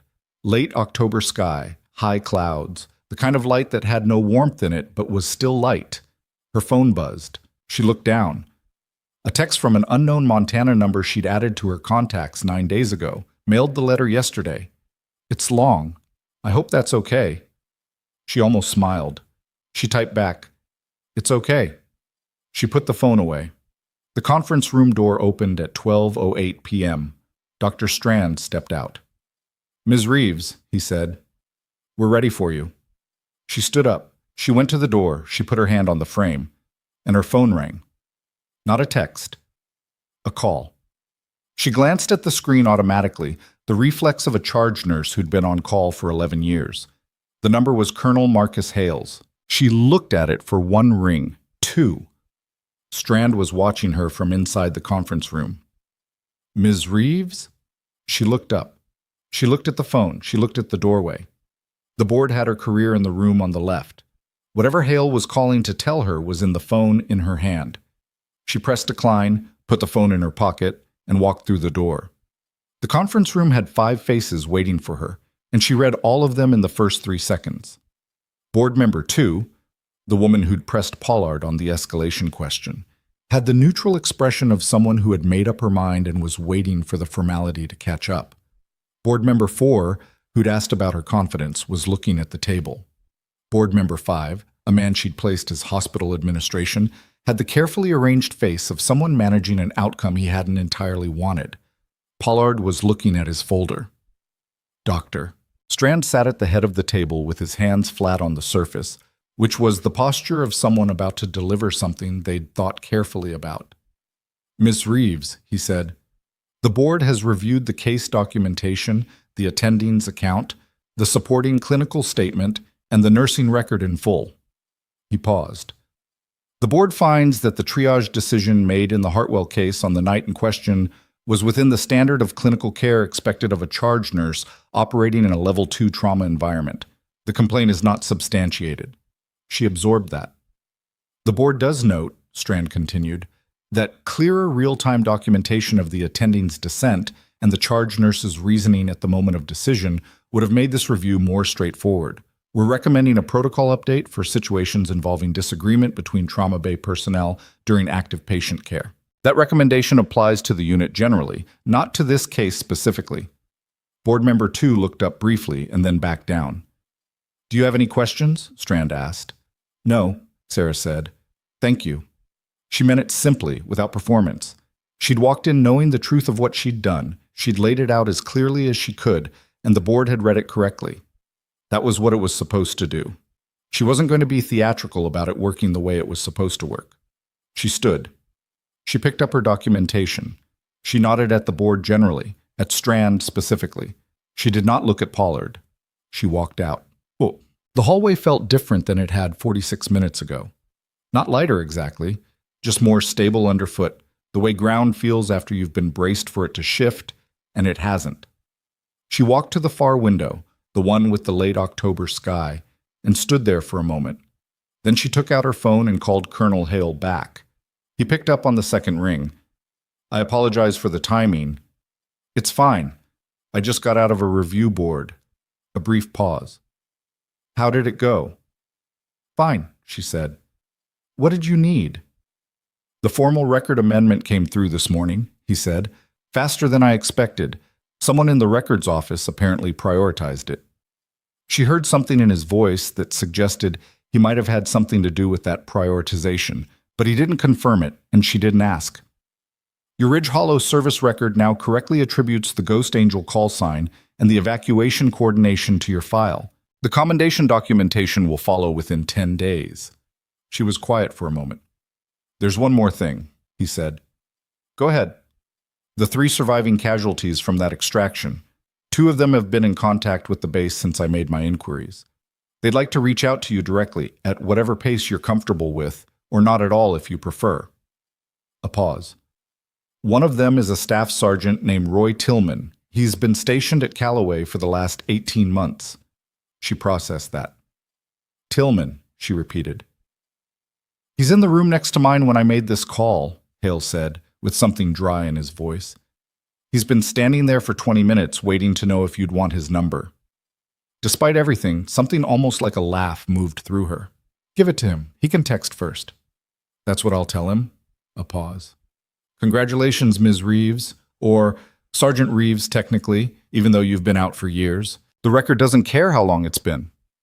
Neither do I, she said. She hung up. She stood at the window for another minute. Then she went back to work because she had a shift starting in 4 hours and 2 patients from overnight she wanted to check on before it did. Dana Polk was waiting for her at the nurse's station with 2 cups of coffee and the expression of someone who had been watching the clock since 9 a.m. Well, Dana said, not substantiated. Dana let out a breath that had clearly been held for some time. Good. That's good. She handed Sarah a cup. Pollard? He'll know by now. Strand would have told the board together. How do you think he takes it? Sarah considered. Carefully, she said. He's not going to do anything visible. That's not how he operates. Dana nodded. She had the look of someone who wanted to say more and was making the mature decision not to. Sarah appreciated that about her. She took the coffee and went to check on her patients. What she didn't anticipate was how Pollard did operate. Not immediately. He was too careful for immediately. She went 3 days without any indication that he was doing anything at all, which should have been the first signal, because Marcus Pollard was not a man who absorbed a loss and redirected his energy elsewhere. He was a man who managed appearances. On the 4th day, she heard it from a travel nurse who'd been picking up shifts in the surgical ward and had no particular stake in the politics of the situation. He hadn't told her directly. He'd said something in passing to a colleague in a conversation that had apparently not been as private as intended, and the hospital being a hospital, it had made its way to Sarah within 48 hours via the specific informal network that all hospitals run on beneath their official communication structures. What Pollard had said, approximately, was, the board finding doesn't change what actually happened in that bay. These things get reviewed once. They don't always get reviewed correctly. It was deniable. It was designed to be deniable. It was also the kind of statement that, repeated in the right rooms to the right people, was more corrosive than a formal complaint because it lived in the space where formal responses couldn't reach it. She thought about it for a day. She thought about whether to respond, how to respond, whether responding at all would give it more weight than ignoring it. She ran the calculation. Then she called Vasquez. "I heard," Vasquez said. "How broadly?" "Broadly enough." A pause. He said it to Jim Karras in the attending lounge. Karras told two people, "It's moving." Jim Karras was the chief of surgical services. He was also, Sarah knew, someone who had professional reasons to maintain a collegial relationship with Pollard and professional reasons to be cautious about anything that complicated that relationship. "Is Karras repeating it?" she asked. "No. From what I can tell, he looked uncomfortable and changed the subject." Vasquez's voice was measured. "He's not endorsing it, but he's not shutting it down either." That was the texture of the problem. Nobody endorsing, nobody shutting it down. Just a statement moving through the building doing quiet damage, and Pollard standing at a professional remove from every step of that movement. "What do you need?" Vasquez asked. "Nothing yet," Sarah said. "I need to think about it." She thought about it for exactly one more day. She thought about the review board, and the documentation, and the 11 years of clean record, and Kevin Marsh, who was alive because she'd read a situation correctly under pressure, and Gerald Hartwell, who was not alive because some things can't be changed once they've already changed. She thought about a gas station parking lot in October, and a Montana phone number, and a crooked bookshelf in a living room she'd never seen. She thought about what Damon had said in that Fort Calloway hallway. "I made a choice somewhere, not to ask." She had a decision to make, not a dramatic one, not the kind that happened in movie conference rooms with raised voices and legal teams, the kind that happened in the gap between what was comfortable and what was actually necessary, the unglamorous, exhausting work of not letting a thing go when letting it go would be easier. She walked into Jim Karras's office the next morning and asked for 15 minutes. He looked surprised. He said yes. She laid it out for him plainly, without grievance in her voice and without asking for anything specific. She told him what had been said, where it had been said, and how she knew. She told him about the review board finding. She placed a copy of Vasquez's supporting statement on his desk. Not to demand anything, she said, but because she wanted him to have the full clinical picture if the subject came up again. Karras listened. He was in his late 50s, a careful man, the kind of administrator who had survived long enough in hospital leadership to have strong opinions about the difference between problems he had to solve and problems that were going to solve themselves. "I hear you," he said. "I'm not asking you to do anything formal," she said. "I'm asking you to not let it continue moving in the rooms where you have influence." He looked at her for a moment. "That's a fairly specific ask." "I know." He picked up the Vasquez statement. He read the first page. He put it back down. "Give me a few days," he said. She stood. "Thank you for your time." She went back to her shift. 3 days later, she heard from the same travel nurse that Pollard had said nothing further in the attending lounge, or anywhere else that anyone had caught. She didn't know what Karras had done or said, if anything. She didn't ask. The mechanism didn't matter. The outcome did, and the outcome was that the statement had stopped moving. That was enough. Damon arrived in Dunmore Falls on a Friday evening with a bottle of wine he'd clearly researched because it was better than his usual selection, which told her he'd put effort in, which told her the dinner was going to be more honest than their last several years of dinners combined. She ordered pizza because she'd been on her feet for 10 hours, and the idea of a restaurant required more ambient noise management than she had left. He sat at her kitchen table and looked around her apartment with the eyes of someone seeing it for the first time, which in some ways he was. "It's very you," he said. "What does that mean?" "Functional, nothing extra." He paused. "One really good lamp." "I like that lamp." "I know, that's my point." He was quiet for a moment. "I talked to Dad." She looked at him. "I told him more of it. The Ridge Hollow stuff. What the Colonel said at Calloway. I went home 2 weekends ago, and I sat with him, and I told him." He turned the wine glass slowly. "He didn't say a lot. You know how he is. But he asked me to give you this." He pulled an envelope from his jacket pocket and put it on the table between them. She looked at it. Her name was on the front in her father's handwriting. Deliberate, slightly old-fashioned, the same handwriting she'd seen on birthday cards for 31 years. "He wrote it," Damon said. "He said he was better at writing it than saying it." She picked it up. She didn't open it. She put it beside her plate. "He's trying," Damon said. "I know. So am I." "I know that too." She looked at her brother across the table. He looked tired in a way that was different from how he usually looked tired. Not the productive tiredness of someone who'd been doing hard things successfully, but the subtler exhaustion of someone who'd been doing the internal work that didn't have visible results yet. She recognized it because she'd spent a long time feeling it herself. "How's Okafor?" Something shifted in Damon's expression. Lighter. He's good. He's been weirdly patient with me while I figure out how to be a less insufferable person, which is generous of him, because by his own account, I have years of ground to make up. He sounds like a good soldier. He's a better person than soldier, which is saying something. He paused. He asked about you, actually. After I told him the full story, he said, "Your sister sounds like someone I'd want in my corner in a bad situation." That's the highest compliment he could give. I told him that. Damon was quiet for a moment.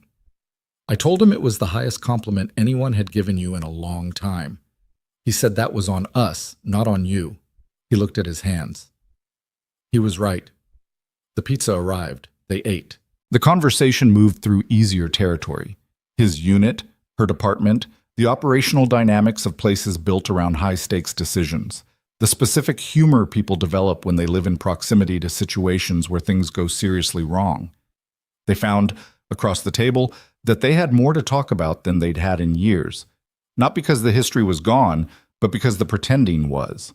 After, when the boxes were cleared and the wine was mostly gone, she opened her father's letter. She read it at the table with Damon across from her, not hiding it, not making it private. It wasn't long. 2 paragraphs in her father's careful, slightly formal way of putting words together. He said he was sorry he'd watched without speaking. He said he'd told himself he was staying neutral when what he'd actually been doing was staying comfortable. He said he was 71 years old and not sure he could fix what that had cost her, but that he intended to stop pretending it hadn't cost anything. The last sentence. "I'm proud of you for carrying what you carried and not becoming smaller from it. You should know I see that." She folded the letter. She put it back in the envelope. "Good?" Damon asked. "Yeah," she said. "Good." The commendation documentation arrived from Fort Calloway 9 days later, as Hale had said it would. It came in an official envelope, the kind with the base address in the upper left corner and her name printed correctly. She opened it at the kitchen table, alone, in the morning before her shift, with coffee she'd actually made hot this time. She read through it. The language was formal and specific. Operation designation, casualty count, role and decision summary, outcome attribution. Her name, correctly spelled, correctly associated with the Ghost Angel call sign, correctly entered into a service record that had been waiting 6 years to reflect what had actually happened. She read it once. She put it on the table. She drank her coffee. Roy Tillman had texted her 2 weeks prior, as Hale had said he would. Short, direct, the communication style of someone who'd had the same conversation playing in his head for years and had finally gotten to have it. "I know you don't know my name. I was Third Extraction, Ridge Hollow. I've been trying to find out who made the call since about a year after I got home. Thank you doesn't cover it, but it's what I have." She texted back, "I'm glad you made it home. That's what the call was for." He'd responded, "Buying you a beer someday, if you'll let me." "Maybe someday," she'd said. She finished her coffee.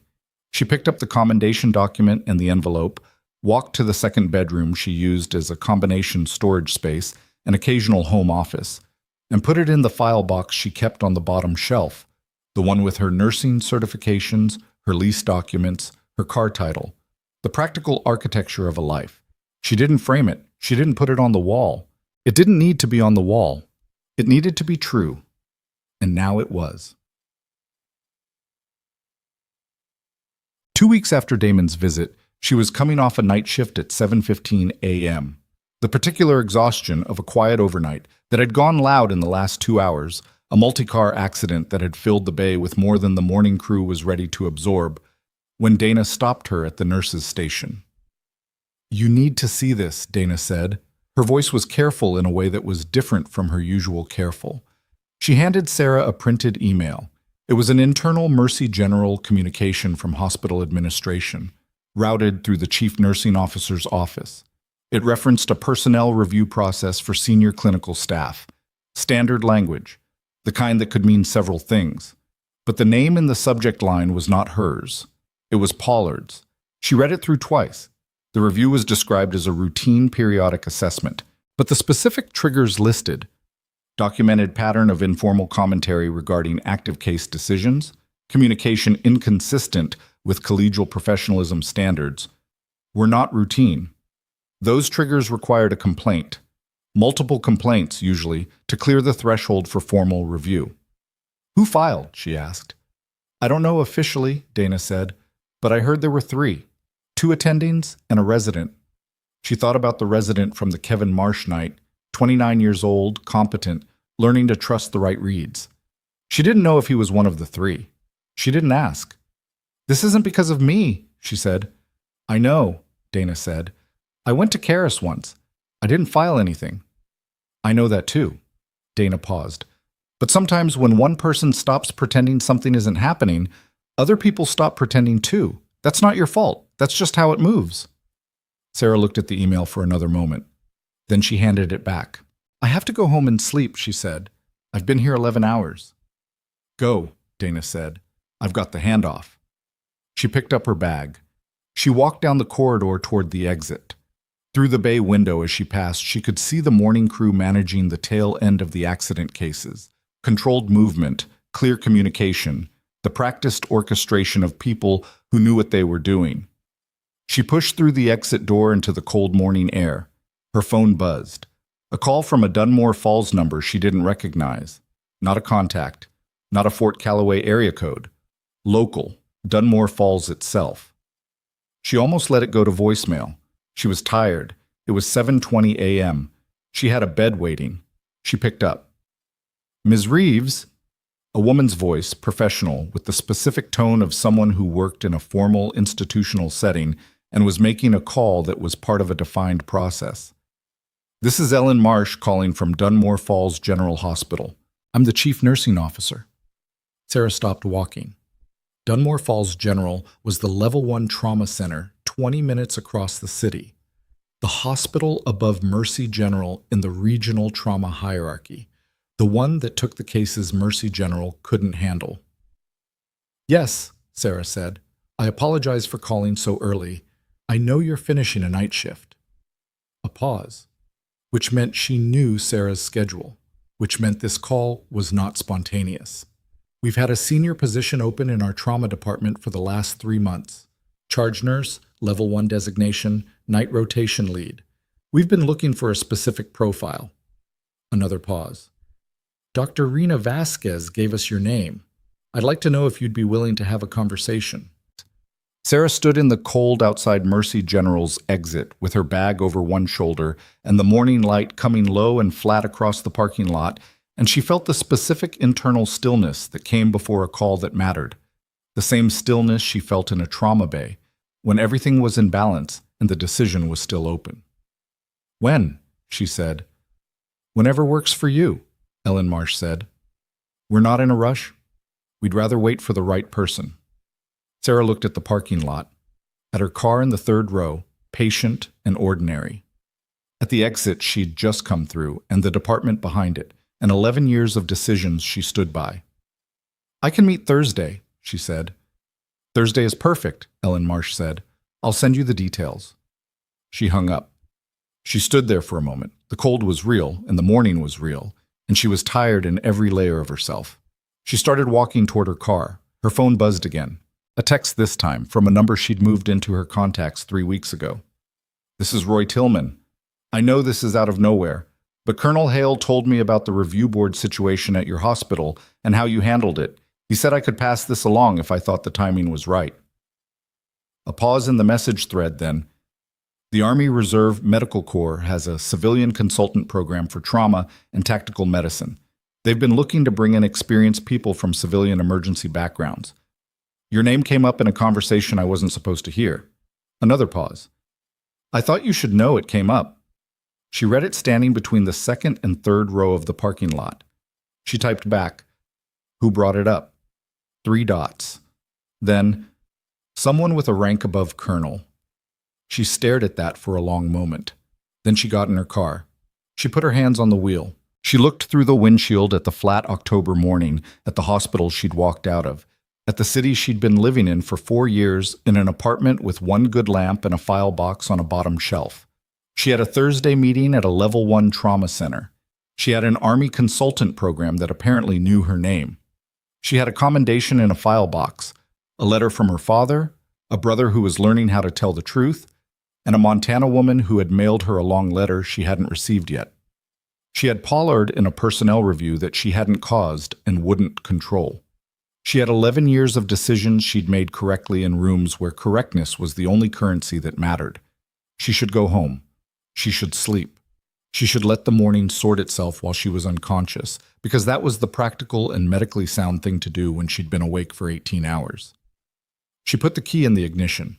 Her phone buzzed one more time. Not a call, not a text, an email notification. Sender: Fort Calloway, Military Affairs. Subject line: Ridge Hollow. For your records, formal ceremony invitation. She looked at the notification. She did not open it yet, because the invitation meant something she hadn't considered, something that shifted the shape of everything she'd been managing privately for 6 weeks into a different register entirely. A formal ceremony meant public. It meant names said aloud in front of people who wore rank and kept records and had memories longer than the paperwork. It meant the Ghost Angel was not just a corrected file now. It meant standing up in front of a room full of military personnel and being named, not quietly, not in a cafeteria, in a ceremony. Which meant that everyone who'd been at Fort Calloway on the day of the family event, every soldier who'd heard Colonel Hale's voice carry across that cafeteria, every person who'd watched her walk across the room, every member of her brother's unit who'd heard Damon Reeves describe her as the hospital paperwork girl, was going to be in that room. She put her car in reverse. She stopped, because it had just occurred to her, with the particular clarity of a mind operating on 18 hours of wakefulness and several weeks of compounding information, that she didn't know whether Damon had been invited too. And she didn't know what that room was going to look like if he had. And she didn't know, in the center of herself where honest answers lived, whether she was ready for that. She sat in the parking lot with the engine running and the phone in her hand and the email unopened. She opened it. The ceremony was in 3 weeks. The guest list, as per military custom for commendation events, included immediate family of the recipient. At the bottom of the email, below the formal language and the logistical details and the signature block, there was a single handwritten addition that Hale or his aide had apparently typed in. Sergeant First Class Reeves has already been notified. He asked to attend. I told him that was your decision, not mine. Hale. She read it twice. She put the phone in her bag. She pulled out of the parking lot. She slept for 7 hours, which was not enough and was what she had. When she woke at 3 p.m., the email was still there, still saying the same thing, and she lay in bed for a few minutes in the gray afternoon light and let herself actually consider the question rather than run from it. Whether Damon should be in that room, whether she wanted him there. The honest answer was that she didn't know yet, which was its own kind of answer. Because 6 weeks ago, the honest answer would have been no, cleanly and without ambivalence. And the fact that it had moved to I don't know meant something had shifted in the architecture of how she held all of this. She got up, she made coffee. She called him. He picked up in 2 rings. I know why you're calling, he said. Hale told you. He did. He also told me it's your call, which I already knew. A pause. I'm not going to push. I just want you to know that if you say yes, I'll be there for you. Not for me.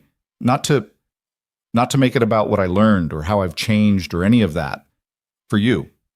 She listened to that. And if you say no, he continued, I understand it and I'll be in Dunmore Falls whenever you want me to be, and we'll figure out the rest from there. She drank her coffee. It was too hot. She drank it anyway. I'll let you know by the end of the week, she said. Okay. Damon. Yeah. You should know. I'm glad you were there that day at Calloway. I know it was hard, but something needed to break open, and it did, and I'm not sorry it happened the way it did. He was quiet for a moment. Even the part where I called you the paperwork girl in front of my unit? That part I could have done without. Fair, he said. Thursday came. She drove 20 minutes across the city to Dunmore Falls General in clothes that were professional without being architectural about it, and she sat across from Ellen Marsh in an office with an actual window view and talked for an hour and 20 minutes. Ellen Marsh was 51, silver-haired, with a direct economy of someone who'd managed trauma departments long enough to have no patience left for anything that wasn't real. She asked specific questions and listened to specific answers and didn't perform interests she didn't have. Sarah respected her within the first 10 minutes. The position was everything the description had said. Level 1, charge nurse, nights, with a clinical consultation role that meant she'd be involved in protocol development, not just execution.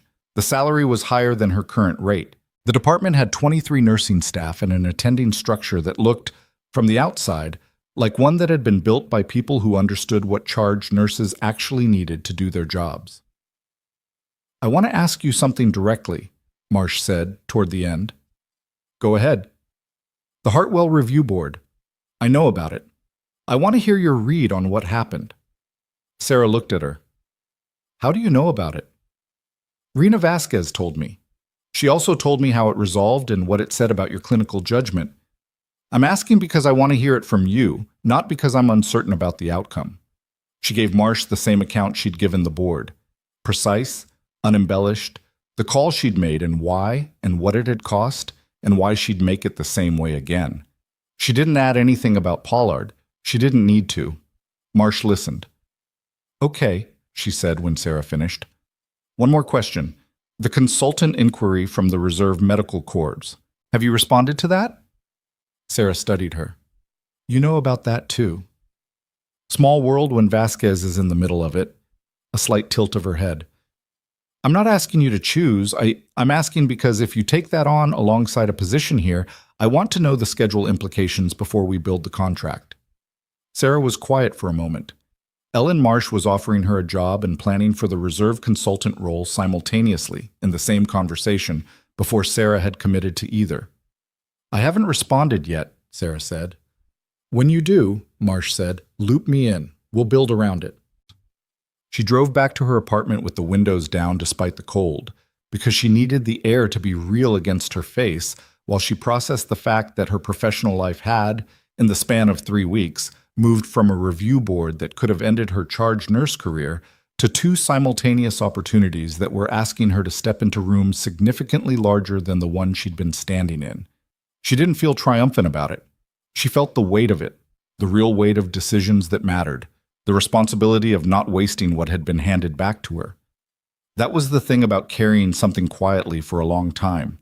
When it finally got acknowledged, when the world finally caught up to what you'd known about yourself, it didn't feel like winning. It felt like standing in a doorway, looking at a room that had always been yours, and understanding that walking through it was going to require more of you than the waiting had. She accepted that. She always had. By the end of the week, she had texted Damon, "Come to the ceremony." His response took less than 30 seconds. "I'll be there." Then, "Thank you." She put the phone down and didn't respond to that part, because some things don't need a response. They just need to be received. The week before the ceremony, Pollard's personnel review concluded. She heard about it the way she'd heard about most things in this story. Not directly, not officially, but through the particular current of information that runs beneath every institution built on human beings working in close proximity under pressure. Dana told her in the break room between patients.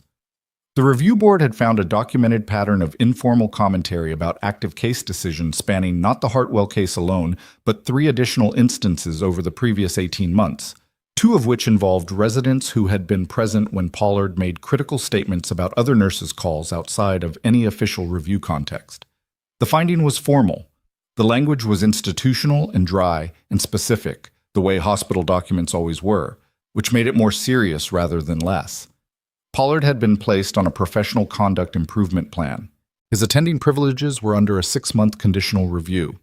He would not be serving on any review boards during that period. She sat with that for a moment. She did not feel the thing she'd thought she might feel when this moment came. There was no satisfaction in it, exactly, no clean sense of justice delivered.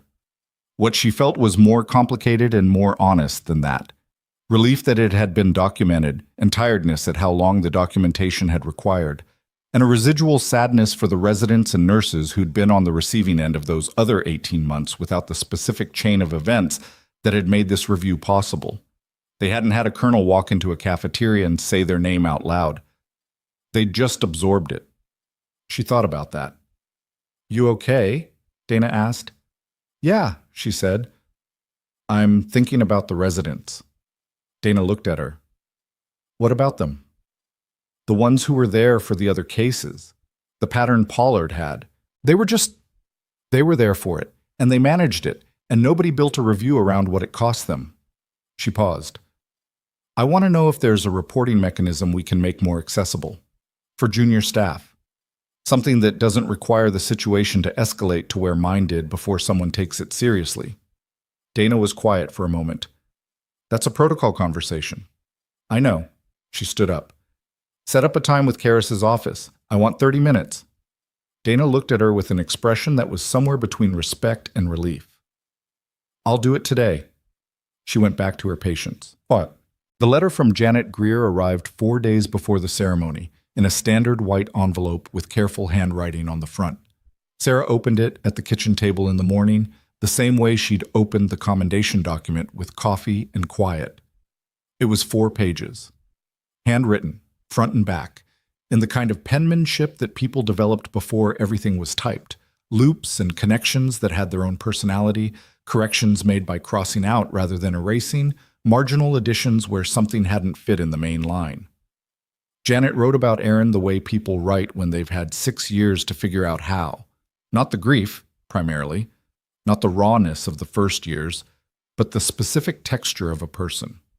The way he'd argued about football with a conviction entirely disproportionate to his actual knowledge of the game. The way he'd called her every Sunday, without exception, even the Sundays he clearly had nothing to say, and called anyway because the habit of it mattered to him. The bookshelf, she described it in detail, including the way one shelf listed slightly to the left and had required a folded piece of cardboard under one bracket, which Aaron had declared a design feature with such certainty that she'd stopped arguing with him about it. On the 3rd page, she wrote about the call Hale had explained to her, the triage decision. She wrote, "I needed to understand it for a long time, and I didn't. And then when someone finally took the time to walk me through it with real medical language instead of official language, I understood it, and I believe it. Aaron had more time because of you. What he did with that time was his. You gave him the chance to use it. That's yours." The last paragraph was short. "I don't know what you've been carrying. I imagine it's heavy. I hope knowing his name makes it a little less heavy and not more. I hope someday you'll come to Billings and I can show you the bookshelf and we can have coffee and you can tell me about what it was like to make a call like that, and I can listen the way someone should have listened to you a long time ago. Either way, I wanted you to have this letter." He would have wanted you to have it too. He was stubborn about thank yous. He believed they should be said directly and completely and not left out because the timing was complicated. She folded the letter. She put it back in the envelope. She sat with it for a while. Then she put it in the file box beside the commendation. The 2 things, together. What the military had owed her and what a mother in Montana had chosen to give her. Neither one canceling out the weight of what had happened. Both of them real. She got up. She went to work. What? The ceremony was at Fort Calloway on a Thursday at 10 a.m. She drove herself, 4 hours, leaving before 5 a.m. because she'd learned from the last time. She had better coffee this time. The drive was dark for the first hour, and then slowly light, the sky going from black to gray to the flat blue of an early winter morning. She arrived at 9:15. Damon was already there. He was standing near the entrance to the main building in his dress uniform, which she hadn't seen him wear in 2 years, and he looked like her brother. She always forgot how much he looked like her father in dress uniform, the same jaw, the same posture. And when he saw her car pull in, he walked over without hurrying. She got out. They stood for a moment. "You drove up last night?" she asked. "Stayed on base," he said. "Okafor let me use his couch." A pause. He's going to be inside. I hope that's okay. Of course it's okay. He looked at her. She was in her best civilian clothes. Not a uniform. She wasn't entitled to a uniform anymore. But good clothes. The kind that said, I take this seriously without performing it. He looked at her the way he'd looked at her in the Fort Calloway cafeteria 6 weeks ago. That first rearranging look. But different now. Not shocked, not recalibrating. Just seeing her. You look like yourself, he said. She wasn't sure what he meant by that, but it felt right. Let's go in, she said. The ceremony room was smaller than she'd imagined. Not a full auditorium, but a formal assembly room with chairs in rows and a low dais at the front. About 60 people. Military personnel mostly, in various uniforms. Some civilian faces she didn't know. Okafor was in the third row and nodded at her when she came in, and she nodded back, and there was no performance in it, just acknowledgement. Roy Tillman introduced himself in the hallway before they went in. He was compact and deliberate, with the particular stillness of someone who'd been through enough to know the difference between what required energy and what didn't. He shook her hand and held it for a moment. I've been wanting to do that for 6 years, he said. Me too, she said. He was third row beside Okafor. 2 men she'd never met. The other surviving casualties she understood without being told, by the way they were sitting and the way they looked at her when she came in. She didn't know their names yet. She would. Colonel Hale ran the ceremony with the same economy he brought to everything. No excess, no performance, just the right words in the right order. He outlined the Ridge Hollow operation, the specific window, the specific calls. He read from the amended service record. He attached her name to actions that had existed in an official record without her name for 6 years. And the reading of it aloud was the completion of something that had been structurally unfinished for a long time. She sat in the front row and listened to her own history being correctly told in a room full of people who had the institutional weight to make that telling permanent, and she felt the specific weight of the moment without trying to manage it. She let it be what it was. When Hale called her forward, she walked to the dais the same way she'd walked across the cafeteria 6 weeks ago, without rushing, without looking at the floor. She stood in front of the room. He pinned the commendation to her jacket. He shook her hand. He said, quietly enough that it was just for her. It should have been 6 years ago. I'm sorry it wasn't. It's here now, she said. He nodded once. She turned to face the room, 60 people looking at her. Damon in the fourth row with something on his face that was not pride exactly. Pride was too simple. But something adjacent to it that had been earned through a harder route than pride usually came by. Okafor beside him, solid and present. Tillman in the third row. 2 men she was going to know better. She was not a person who made speeches. She hadn't prepared one. Hale hadn't asked her to speak, and she was grateful for that. But she stood there for a moment anyway, because the room deserved the moment, because she deserved the moment, and she looked at the assembled faces and she thought about what it meant to carry a thing correctly. Thank you, she said, simply, to the room. She went back to her seat. Afterward, there was coffee and the informal movement of people finding each other. She met the 2 surviving casualties she hadn't known yet, a man named Greg Ferris, who was now a physical therapist in Arizona, and a man named Dennis Park, who was still active duty and had the handshake of someone who meant it. Both of them said things to her that were short and real, and she received them the same way. Tillman stood with her for a few minutes near the window. The consultant thing, he said. The reserve program. Have you looked into it? I'm looking into it, she said. You should take it. Direct, no build-up. I know what I'm supposed to say, which is, it's entirely your decision and there's no pressure, but that's not what I actually think.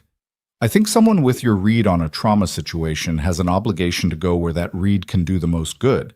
And a level 1 hospital is one place, and the consultant program is another, and you should probably do both. She looked at him. You're very confident about what I should do. I am. I've had 6 years of thinking about what you're like under pressure. I have opinions. She almost laughed. I'm considering it. Good. He paused.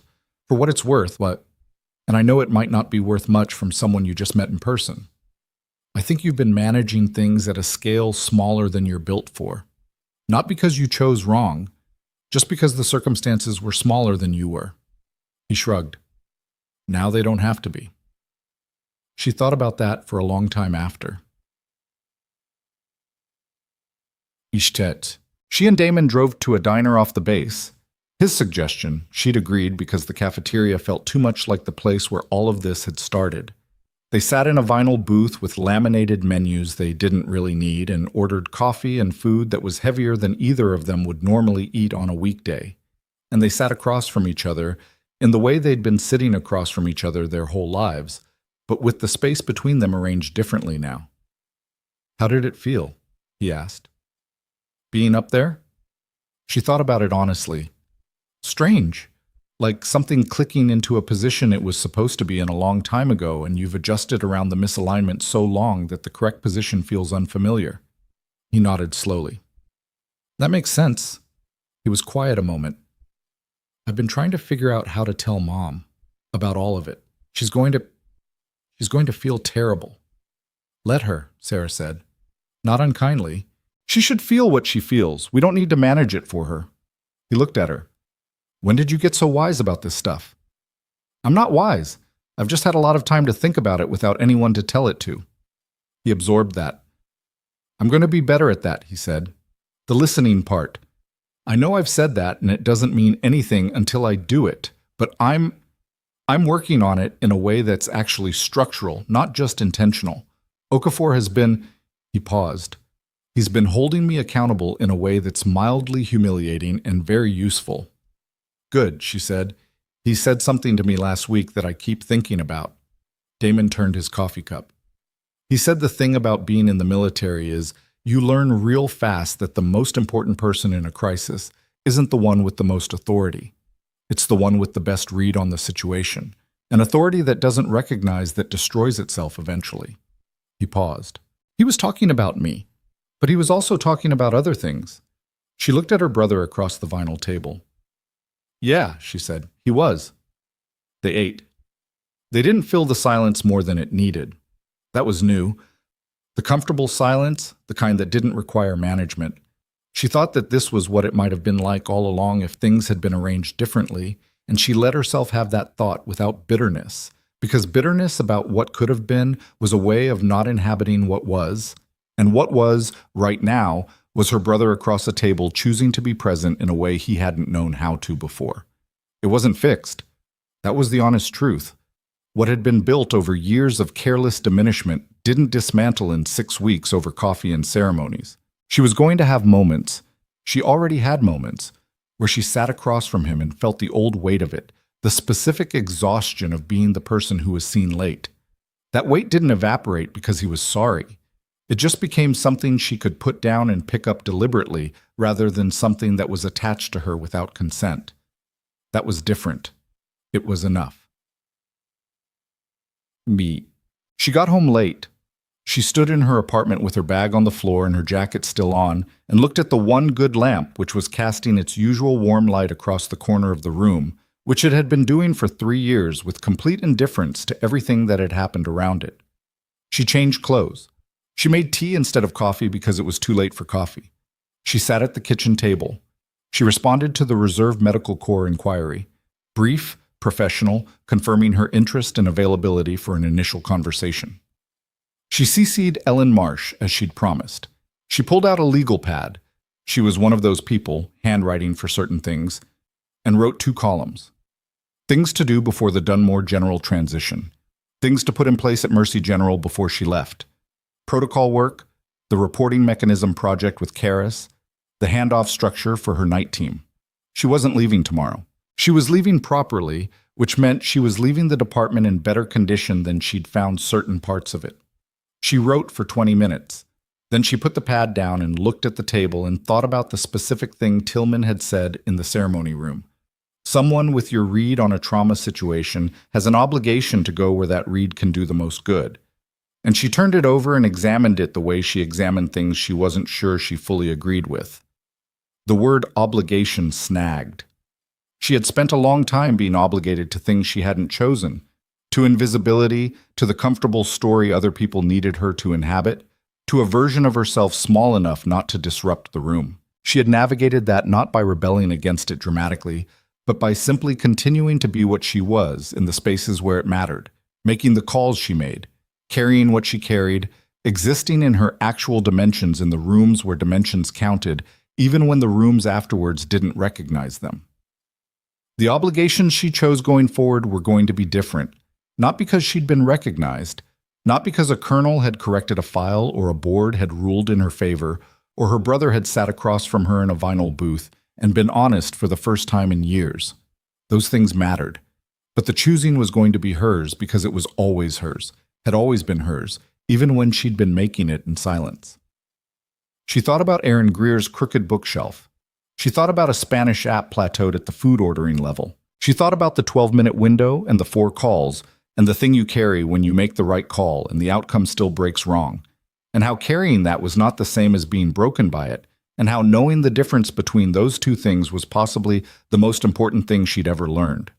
She was 34 years old. She had a level 1 position starting in 6 weeks. She had a reserve consultant inquiry that might or might not become something, and if it became something, it would be because she built it.